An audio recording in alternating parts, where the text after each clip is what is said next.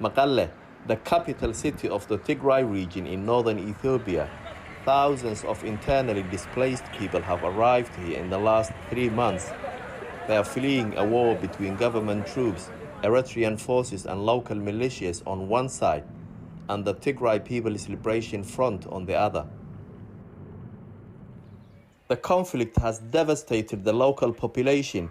Hundreds have been killed in massacres, thousands have fled, and countless women and girls have been violently raped.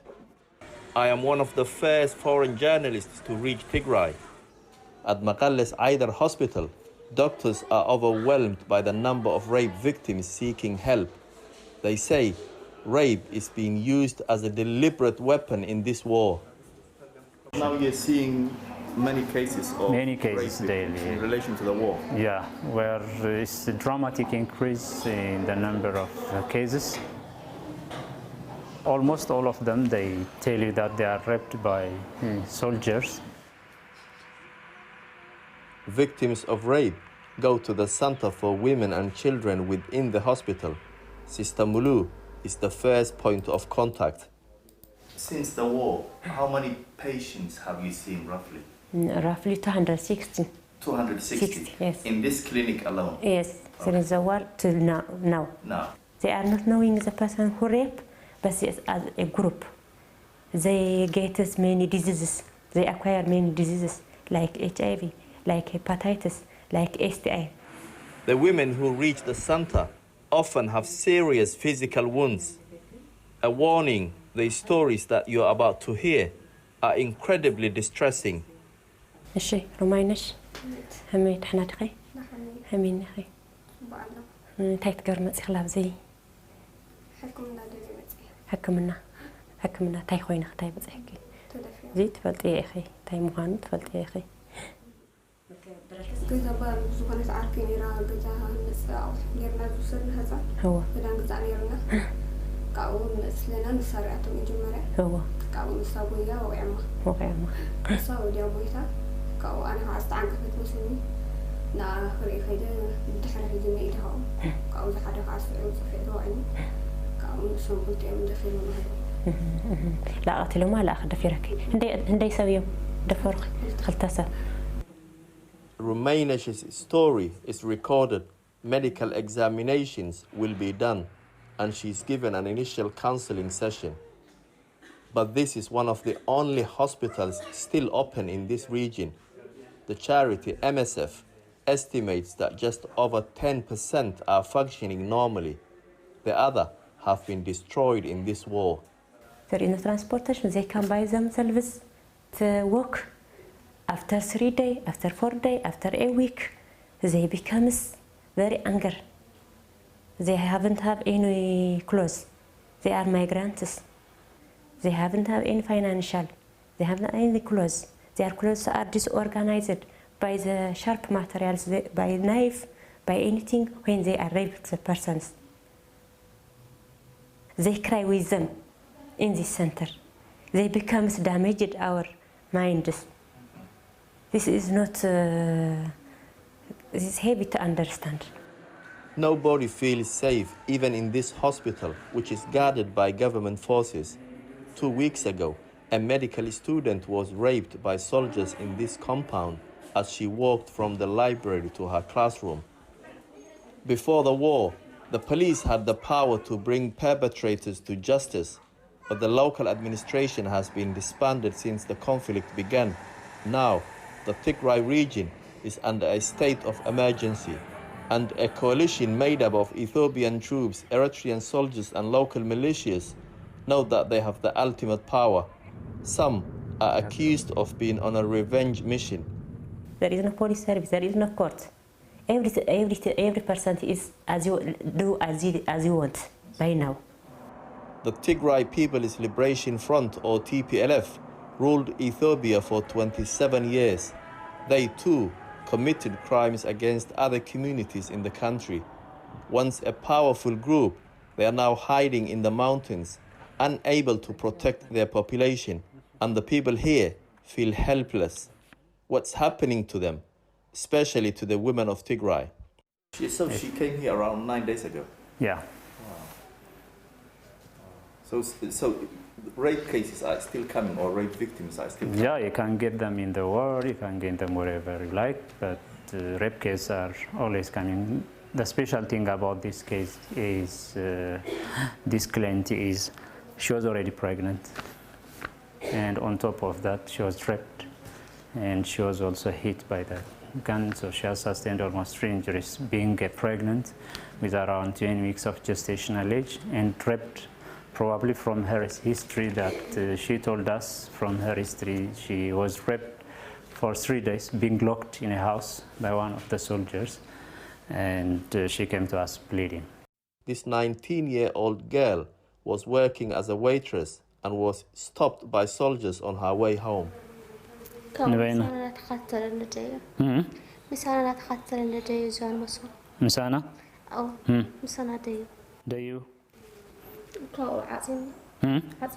أو يوسيدك نبت جزاتي دي أو جزاتيكي أو تترى وصم سولهم دي أو تنسوا تقادي ويسنلي وخودي لها نعزازات أو دفرني أراك مع التوغني كاو مسكان فوق أقرب حد سوازي نودك أقرب حد سوازي أقفتنا بالوبري كاو واتي يعني واتي خاملي تخيا بسوات أخاو بكلا شوي نمهتنا بكلا شوي نمهتنا كتوات نسوال خدي دم مسفسن أو دول لحدا تايلو مع صدايل. When he realized that she is bleeding, he called another soldier and he ordered him to take her and throw her on the road. Many of the victims are too traumatized to go back to their families. They fear the attackers will go after them.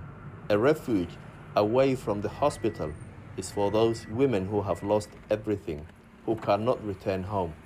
We're now heading to a safe house where there are around 40 women, all of them victims of rape. It's in a hidden location, and we were advised to travel separately in case we were being followed. One shocking story that I kept on hearing was that of a woman in the safe house. الشعبية سرقت نبر مجمرة لبساتشو الشعبية سوند أنا كان براتشو إنت لبساتشو عند أبي محمد تري لبس ناتشو دفترو بابو ويبرمنا أبونا نبر سدست سيتشت نبر وسلاسة ولدوش نيكو بونتو فايتورتشو كذا ولداتشو لبساتشو ولدك مريتاستو نبقولات أنا لا أمستان لا بس نفر ሲደፍርም እንደገና ደግሞ ፎቶ እያነሳች ጫወተብን ነው ማታ እዚህ ካድራችሁ ገዳችኋል አንድ ልጃገረድ ነበር የደፈራት This was the first time she was raped. She managed to escape and get help, but when she went home she was raped again. Whilst trying to flee with her 12-year-old son, they and other women get caught again.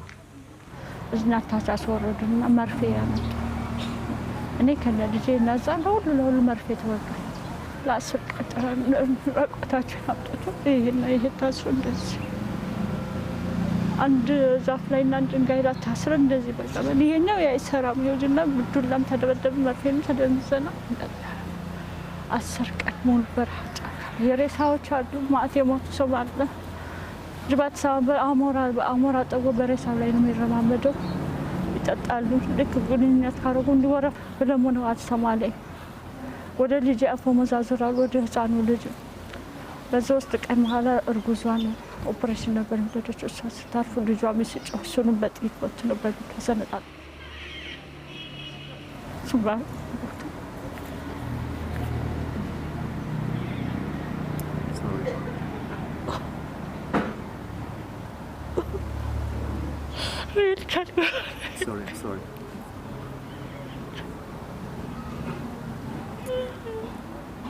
Sorry.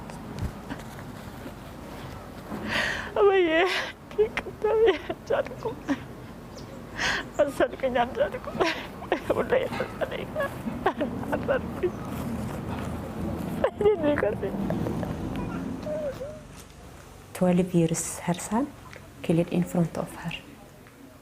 She crying when she remember him, her child. She crying. She is not stable. This is very painful service to us. How can I clarify it?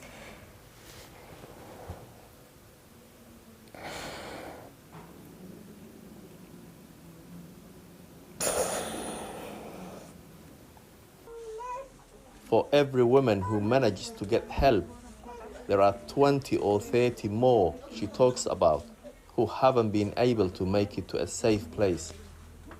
The innocent victims of a war who feel abandoned not just by their country, but by the international community. That report produced by Jamal Osman and Amir Amane Kiaro, Elias Tefaye and Daniel Araye. And if you've been affected by the issues in this report, you can go to channel4.com/support. Tonight, in a statement, the Ethiopian embassy has said that they remain deeply concerned by allegations of the use of rape as an instrument of war. The government also maintains a zero-tolerance policy towards rape and sexual violence. It goes on. The government of Ethiopia has taken concrete steps to address any human rights abuses that have occurred within the context of the conflict triggered by the TPLF, and also welcomes international assistance to undertake further investigations and welcomes the possibility for collaboration on potential joint investigations with relevant human rights bodies. That was their statement. Now, this terrible conflict has inevitably led to a refugee exodus. We're joined now from the Sudan-Ethiopia border by CNN senior international correspondent Nema El-Bagir. Nema, you've also heard, I wonder if you've also heard the kind of accounts that we saw in Jamal's report, and are people still fleeing across the border? We've certainly heard similar stories with regards to the perpetrators. This allegation that Eritrean soldiers, Amhara militia, the Fanu, also another Amhara militia have been involved with this. And also the sense that the women have that this is very, very intentional, that the pathology behind this isn't about rape as a tragic consequence of war. Definitely that they feel this is about rape as a weapon of war. One of the women whose stories was relayed to us, because even here in Sudan, Matt, women are very, very afraid.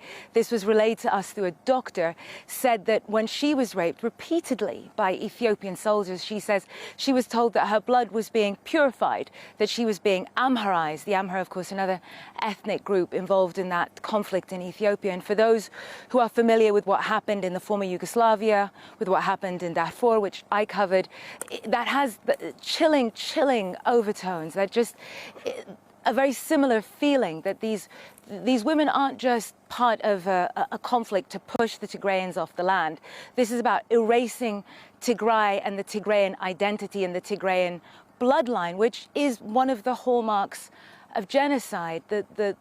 The sadness is that those stories are now even being stifled from reaching the world through one of the last safe havens, which was the passageways through here to Sudan. Back in December and November, thousands of refugees made their way here. A couple of days ago, we were told 12 made it. Today, 5 to 6. And we understand, not just from the refugees, but also from contacts within the Sudanese military, that is because there is a concerted effort by the Ethiopian military to block these refugees from safety and to keep their stories, the other side, hidden away in Tigray, Matt.